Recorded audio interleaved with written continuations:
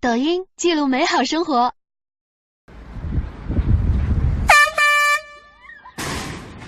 哎呦我的妈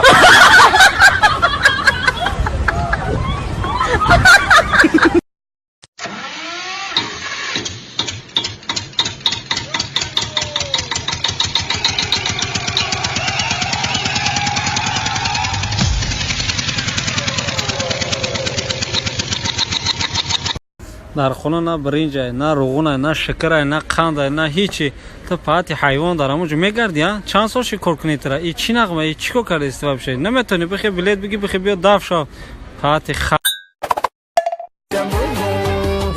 چما میگم اتم ناس کشیدای عرق وینو میزنه الکشیدای چت میکنه با اکی عبدالله الفت میکنه دهنکش باز شیدای او چما میگم او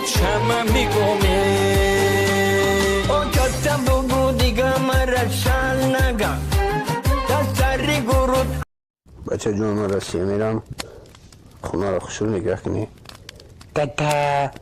برسیه من دا تلفن میاری تلفنی به کنوبکه های با ناوشنیک دوره دا کشید میمونی میاری